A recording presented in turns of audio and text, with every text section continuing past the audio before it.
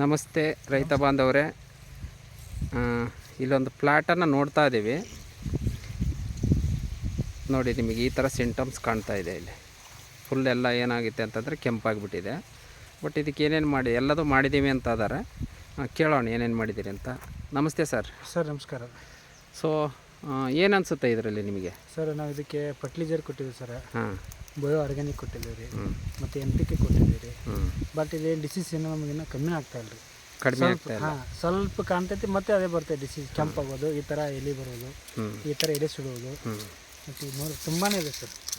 So potash ಕೊಟ್ಟಿದ್ದೀರಾ? ಇಲ್ಲಿ ನೋಡಿ ಕೊಟ್ಟಿದ್ದೀವಿ ಸರ್. ಈ ಎಲೆ ನೋಡಿದಾಗ ಏನು ಅನಿಸ್ತೈತಿ ಅಂದರೆ ಪೊಟಾಶ್ ಕೊರತೆ ಇದೆ.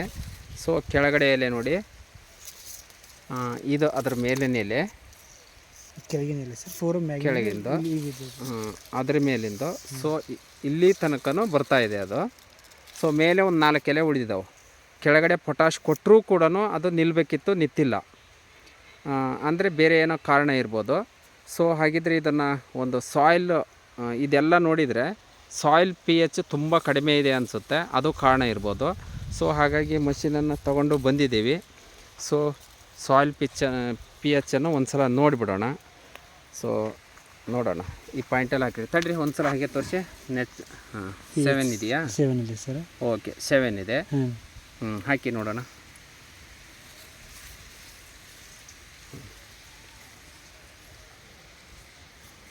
ಬಂದೈತೆ ಆನ್ ಮಾಡಿ. 3.3 ಇದೆ. 3.5 ಇದೆ ಸರ್. ಕೈ ತೆಗೀರಿ ಸ್ವಲ್ಪ ಹಿಂದೆ ನೋಡಿ ರೈತರೆ. 3.5 ಇದೆ ಇದ್ರ pH. ಸೊ ಇಷ್ಟಿದ್ದಾಗ ಏನಾಗುತ್ತೆ ಅಂದರೆ ನಿಮಗೆ ಯಾವ ಫರ್ಟಿಲೈಸರು ಅಪ್ಟೇಕ್ ಆಗೋದೇ ಇಲ್ಲ. ಇದನ್ನು pH ನೀವು ರೈಸ್ ಮಾಡ್ಕೊಳ್ಳೇಬೇಕಾಗತ್ತೆ.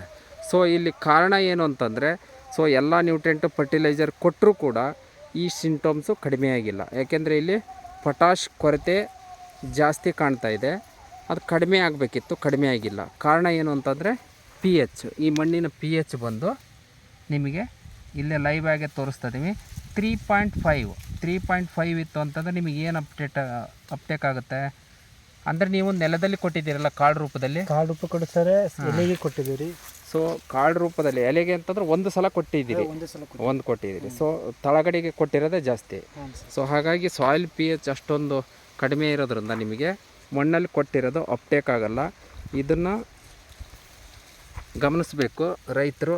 ಎಲ್ಲೆಲ್ಲಿ ನಿಮ್ಮ ಮಣ್ಣಲ್ಲಿ ಏನಿದೆ, ಮಣ್ಣಲ್ಲಿ ಏನಿಲ್ಲ, ನಿಮ್ಮದು ಸಾಯಿಲ್ pH ಏನಿದೆ, ಅದನ್ನು ಒಂದು ಸಲ ನೀವು ನೋಡ್ಕೊಂಡು ಬೆಳೆ ಮಾಡಿದರೆ ಒಂದು ಒಳ್ಳೆ ಬೆಳೆನೂ ತೆಗಿಬೋದು. ಸೊ ಈಗೇನಂತೀರಿ, 7, 6, 6.5, 7 ಇರಬೇಕಾದಂಥ pH 3.5 ಇದೆ ಅಂತಂದರೆ ನಿಮಗೆ ಮಣ್ಣಿಂದು ಇದಕ್ಕೆ ಪ್ರಾಬ್ಲಮ್ ಇದೆ ಅನಿಸುತ್ತಲ್ಲ. ಅನ್ಸುತ್ತೆ ಸರ್. ಸೊ ಅದೇ ಕಾರಣ ಗೊತ್ತಾಗುತ್ತೆ. ಗೊತ್ತಾಗ್ತಾ ಇದೆ. ಸೊ ಅಷ್ಟೊಂದು. ಸೊ ಇದರಲ್ಲಿ ಸಮಸ್ಯೆ ಏನು ಅಂತಂದರೆ ಸಾಯಿಲ್ pH ತುಂಬ ಕಡಿಮೆ ಇರೋದೇ ಕಾರಣ, ಮೇನ್ ಕಾರಣ ಇದೆ. ಅದನ್ನು ಸರಿಪಡಿಸ್ಕೊಂಡ್ರೆ ನಿಮಗೆ ಇಳುವರಿ ಚೆನ್ನಾಗಾಗುತ್ತೆ. ಅದನ್ನು ಸರಿಪಡಿಸ್ಕೊಳ್ಳೇಬೇಕಾಗುತ್ತೆ. ಸೊ ಇದು ಒಂದು ಸಾಯಿಲ್ pHಯಿಂದ ಏನಾಗುತ್ತೆ ಅನ್ನೋದು ನಿಮಗೆ ಎಷ್ಟು ಹಾನಿ ಮಾಡ್ತೈತಿ ಇವ್ರು. ಯಾಕೆಂದರೆ ಎಲ್ಲ ಥರದ ಫರ್ಟಿಲೈಸರ್ ಕೊಟ್ಟೂ ಕೂಡ ಇಂಪ್ರೂವ್ಮೆಂಟ್ ಬಂದಿಲ್ಲ. ಯಾವುದೋ ಒಂದು ಕಾರಣ ಇರ್ತೈತಿ. ಕೆಲವು ರೈತರಿಗೆ ಏನಂತತಿ, ನಾವು ಕೊಟ್ಟದ್ದು ಯಾವುದು ಕ್ವಾಲಿಟಿ ಇರಲ್ಲ ಅನ್ನಿಸ್ತಾ ಇರ್ತೈತಿ. ಸೊ ಅದಕ್ಕೆ ಮೂಲ ಕಾರಣ ಗೊತ್ತಿರೋಕ್ಕಲ್ಲ. ಸೊ ಮೂಲ ಕಾರಣವನ್ನು ನಾವು ಇವತ್ತು ಹುಡುಕೋ ಪ್ರಯತ್ನ ಮಾಡಿದ್ದೀವಿ. ಸೊ ಇಲ್ಲಿ ಸಾಯಿಲ್ pH ಬಂದು ತುಂಬ ಕಡಿಮೆ ಇರೋದೇ ಕಾರಣ ಆಗಿದೆ. ಆ pHನ್ನು ರೈಸ್ ಮಾಡೋ ಕೆಲಸನ ಮಾಡಿಕೊಂಡು ಒಂದು ಕಡೆ ಆಯಿತು, ಇನ್ನೊಂದು ಕಡೆ ಮಾಡೋಣ. ಓಕೆ, ಇನ್ನೊಂದು ಕಡೆ ಮಾಡೋಣ. ಒಂದು ನಿಮಿಷ ಆಗಿದ್ರೆ ಹೋಲ್ಡ್ ಮಾಡ್ತೀವಿ. ಕೆಳಗಡೆ ಮಾಯಿಶ್ಚರ್ ಇರಲ್ಲಿ ಹಾಕಿ ಇನ್ನೊಂದು ಕಡೆಗೂ ಚೆಕ್ ಮಾಡ್ತಾಯಿದ್ದೀವಿ. ಹಾಕಿ ಅಲ್ಲಿ ನೋಡೋಣ.